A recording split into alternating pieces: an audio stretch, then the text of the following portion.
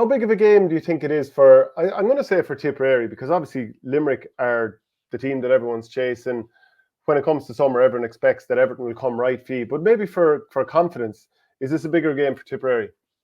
A huge game. I'm not quite sure what you've spoken about prior to arriving here, Shane, but I suppose ordinarily you would say there as on a Saturday evening at 7:35, you think the thought of going down to Cork to watch Limerick and Tipperary play, you'd say, you know what, I'll put the legs up and I'll watch it on the box. But I know for me personally, it's curiosity. I've actually seen Tipperary. Last year's league semi-final, I think Tipp had really targeted that game, and up to that point in time of the year, they were the first team that really rattled Limerick. But probably what happened in that league semi-final was up to about 60 minutes, it was neck and neck, but Limerick pulled away there at the end of it without having the direct scores in front of me now. But my abiding memory was like Tipp were just physically wise, they were a little bit behind. I suppose personnel wise, they had older guys. I know Bonner had a great game that day early on for about 45, 50 minutes, but then he just naturally at his stage of his career, he just ran out of that level of steam. And I think then what we saw in the championship was Tipp brought it another 7 or 8 minutes longer. And it's like, you know what I mean? It was an incredible finish. I suppose that game was lost in the midst of another wonderful Munster Championship. That finale to Limerick Tipperary was just an incredible game to be at. Even the atmosphere that day in the old stand in Turles. So I think my thing here now is I think Cahill has a bit, even more of a stamp on his team.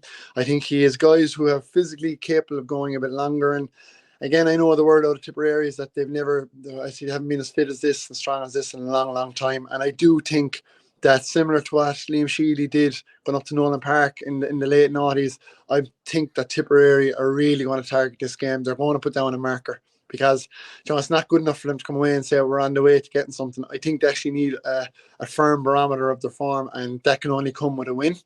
And so I really think they're going to come at it. And I suppose in the Limerick camp, look, they were really impressive. I was at the Dublin game.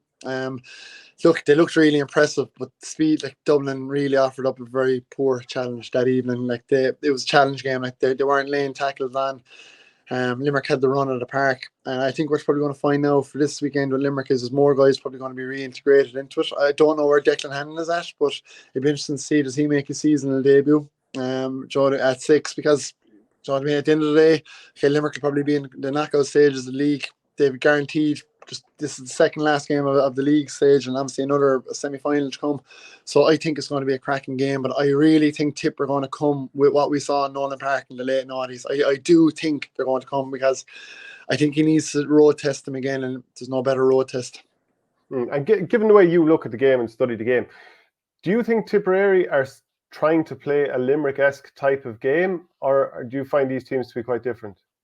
I'd love to say, Shane, that I'm a connoisseur of hurling and tactical know-how, but as of now, I've never been involved in inter-county senior team, so I most definitely am an expert. I consider myself an avid follower, all right? And I suppose every day you try to surmise what teams are going to come with and what they're not going to come with. And, okay, like, I suppose the art of flattery to imitate is to flatter and all the rest. And, like, I would say this, that if people are trying to beat Limerick exactly doing what Limerick do, then forget about it, because Limerick are going to be obviously better at it. They're further up the road than everyone else, and it's not that they've stagnated in terms of what they're doing. They're obviously developing. So my thing that I probably are trying to take from the games so far, and I use Clare as a good barometer of this, I think teams are going to just push up.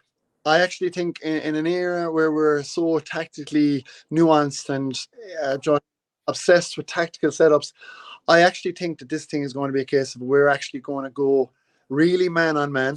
Okay, we might find a situation where we're 1-on-1 inside in our full back line, we're wide open, but watching Limerick and Dublin the last day, just you have to stop Limerick getting their puck outs away easily. So straight away the first line of defence in the in your full forward line, you have to start to push there. Okay, now the obvious thing that you're going to see there after that, okay, if you're squeezing up the pitch, because Limerick may bring 2 midfielders back, you might find that Limerick have 8 inside their own 45, quite conceivable, Shane, right?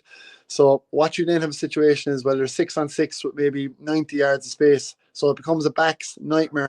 But I think the argument here is, well, we're going to take our chances, all right? And yeah, it'll look horrendous at times. Like even some of what happened with Clare and Limerick in the Munster final, it looked like amateurish stuff. And we saw, to be fair to Keane Nolan in the Munster final, you know what I mean? He was left high and dry. But I do think the logic of personnel, maybe that Clare had that day didn't work, but the logic of what they did was, well, I'd rather by 9 goals as to get beaten slowly, as in by 1,000 cuts in terms of getting cut with points. So I do think that this year you're going to see it being a lot more wide open at the inside and around the D area.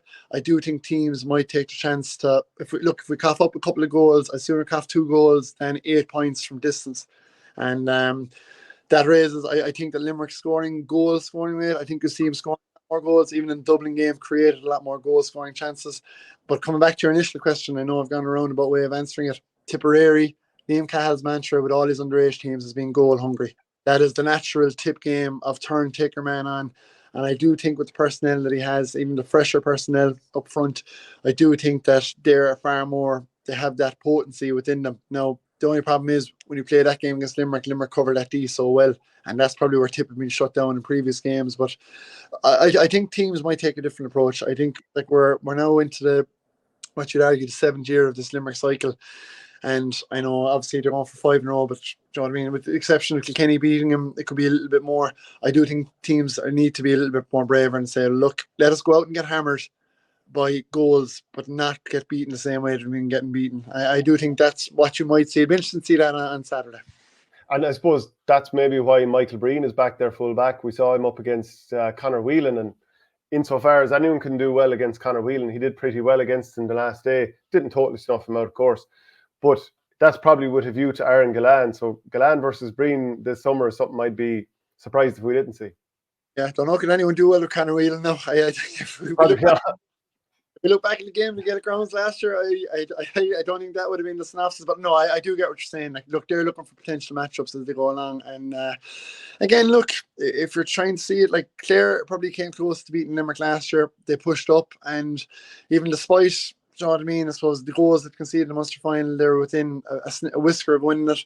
Like, are Kilkenny capable of playing that game? They are capable of playing it. I suppose Tipperary, we need to learn a little bit more about them, but I imagine with the improvements that they're making, they will be capable of playing it.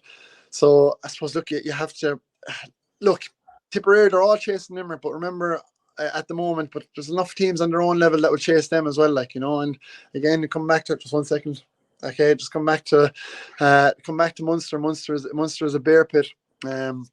Munster is a bear pit there. So look, if Tipperary's sole focus is on Limerick, then they'll be in trouble. But obviously, you don't want to judge themselves off it to see exactly where they're at, but it can't be their sole focus.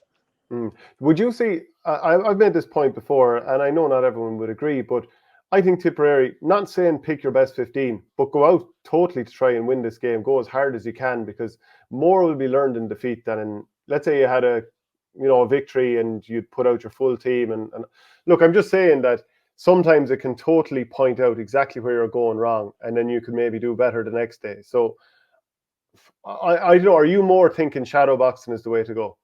No, in Tip's case, go for it. See what it was like. You're still 4, 5, 6 weeks away, and it's not as if you're giving away your hand. Sure, with all the analysis and everything that's been done, teams know you inside out anyway. Do you know what I mean? And I just think with the more analysis and the more we move on tactics and stuff, I think the more it'll come back to just the sheer level of ability. And again, we had a conversation with Nicky about a game at a much lower, younger level, but it still came down to ability. You could have had all the setups that you wanted. The better team won because they had better players. And in all the talk about Limerick and tactics and stuff, people have to remember and keep on remembering that this is a generational group of players.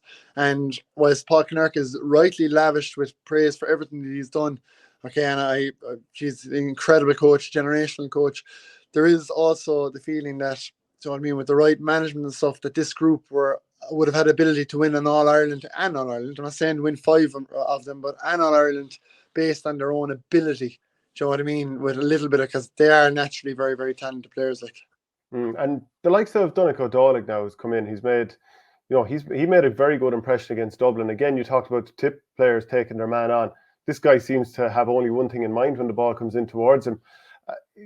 Is he one of in terms of the young players, is he the one that looks kind of likely to maybe make an impression this summer? Yeah, I suppose, look, to most observers in Limerick, he'd have been on the 20s a couple of years ago. I suppose last year was the first time he really came into focus as being a senior starter. And I remember just being at last year's local intermediate final, and I know John at that point was probably focused him, and suppose as an observer, I would have seen Jesus did a very good free taker with Moline. He could have as easily been a target, but I suppose the key to what I've seen in Donegal so far is that he's very, very incisive. He turns and goes. Now, again, doing that against the two teams he's done it against, and also with a view to Dublin the last day, like there was very little pressure on. So again, he'll need to be road tested as going forward. So I wouldn't be, do you know what I mean? I wouldn't be trying to blow a guy up out of the water. I suppose there's other forwards there that, do you know what I mean, that are also excellent. Adam English is a guy who looks like pushing. Shane O'Brien is a guy based on both of their skipping performances look like pushing. Colin Nielsen has to push a little bit more. So I suppose I wouldn't be blowing him up. He's quite incisive, but again, we've probably seen with John as the year pushes on, he does tend to go with his tried and tested. And like Donegal, he's done very well so far, and fair play to him, long may it continue. But there's probably bigger tests defensively that he will come up against, and it's probably not until you see those tests that you'll make a true assertion of where he's at.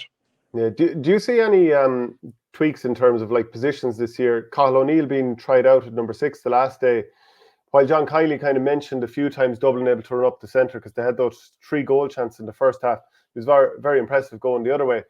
I mean, we've seen it. Will O'Donoghue going 6, Keane Lynch going from centre forward to midfield at different times. Like, there is that flexibility. Do you see any tweaks this year? The first thing is, anyway, anyone can play in the back, Shane. All right, True enough. Back, Shane. When you're part of the forwards club there, sure, if all that's phase go on the backs.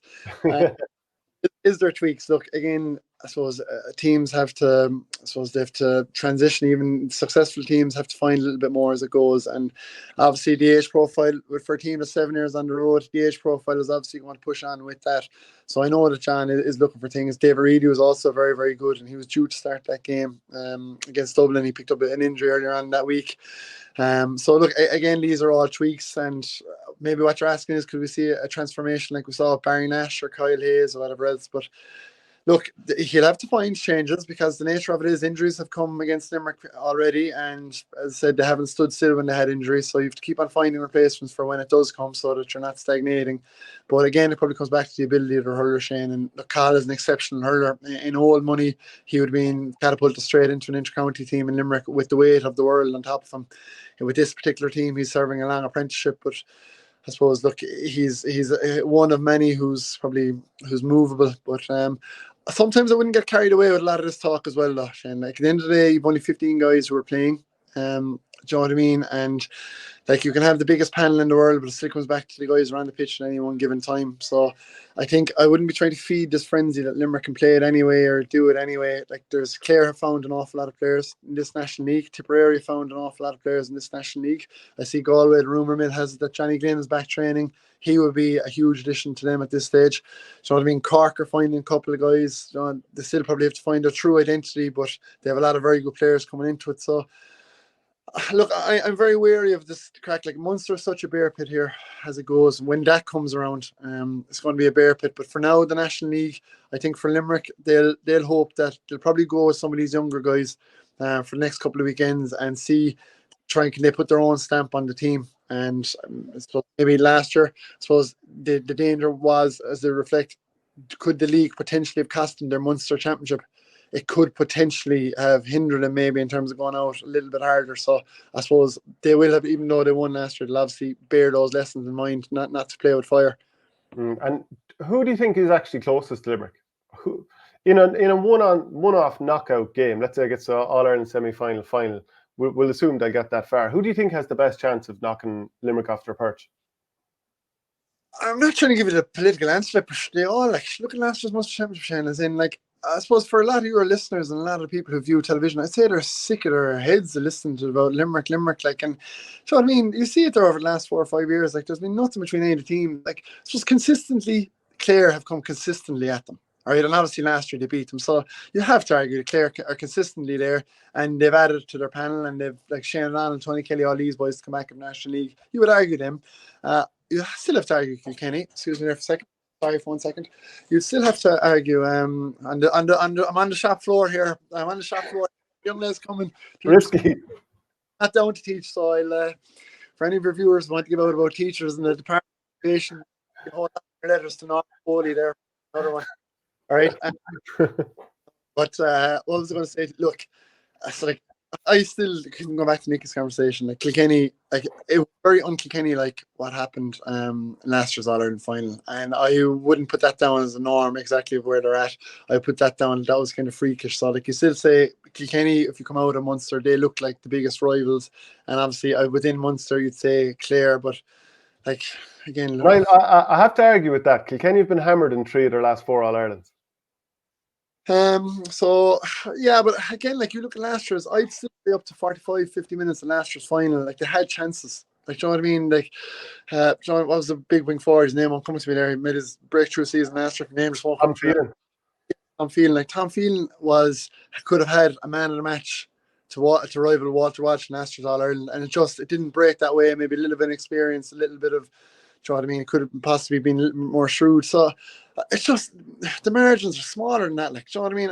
I just think they're still Kilkenny. Again, maybe it's a bad scar from what they did in the noughties to teams, like, but they're still Kilkenny. Like I see it every whole day. Like they still have players, and as I just said to you, asked me about tactically what you see. Well, there comes a point when it still comes down to ability, and ability-wise, they're themselves and Clare are probably across the board, and ability-wise are ahead of most. Do you know, so that's what I'm saying there. I still think, and I'm not trying to give the PC answer.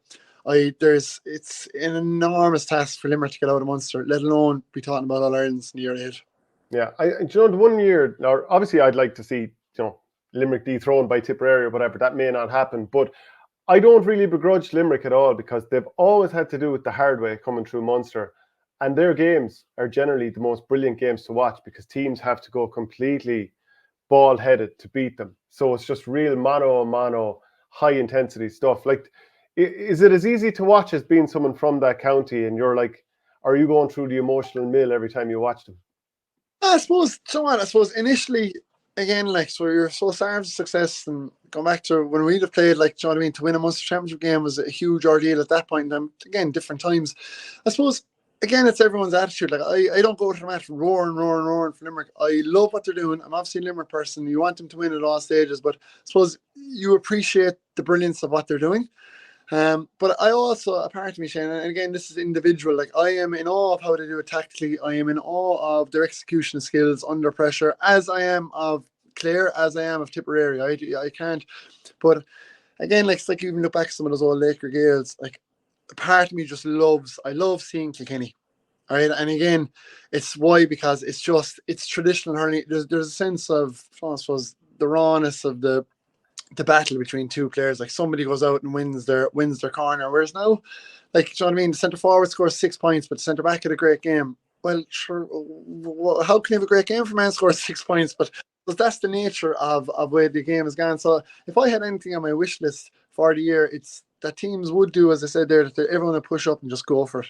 And like, do you know what I mean? I suppose the return of goal scoring corner forward, that out and out, I suppose, John Fitzgerald, John Fitzgibbon, and Kevin Hennessy of the 90s, or Pat Fox, Nicky Cormac Bonner. As in, I suppose I'd love to see the kind of goals come back into it, and like goals create an enormous sense of excitement in the pitch. They change the atmosphere, and I suppose in a lot of the games that we have, like it's death by 1,000 cuts with points. So as a spectator, me, irrespective of Limerick, if we had to return to some of this goal scoring, we'd really love it, like, you know.